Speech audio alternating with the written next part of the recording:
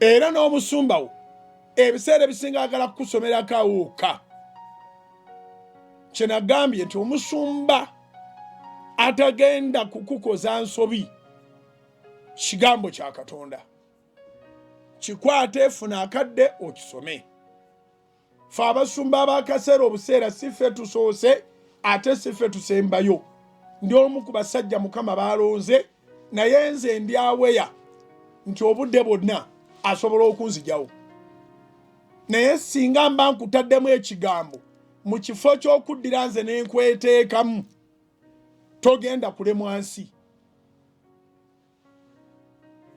Era weegendereze nnyo omusumba addira ye naye ne yeeteekamu ggwe gw'osinga okumanya ye, gw'owa ekitiibwa, gw'otya, olabanga ye Katonda. Kwe tuna abasumba kati mu nsi maama naawe taata abaafuuka ba Katonda.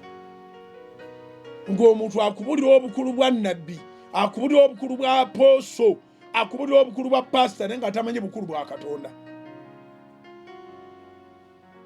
Era apooso kyamutumye oba kye yamugamba oba kyamugambye, oba profeti kyamutumye, profeti kyamutumye oba kyamugambye, pasita kyamutumye, twafuna kati ne ba bishop oba calling enamba mekeyo, bishop kyakobye ng'oli takivaako naye nga tekina makulu. Ekikulu kwe kukwata ekigambo kya Katonda.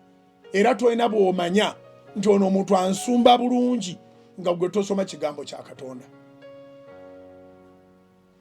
Omanya nti omuntu ono ansumba bulungi nga naawe osome Bayibuli, ng'osoma ekigambo kya Katonda, kati najja n'akunnyonnyola nga aluŋŋamizibwa omwoyo, n'owulira nga ky'otaategedde okitegedde, nga n'emirembe mingi gizze mundaayo, kubanga olina okumanya ku kigambo kya Katonda.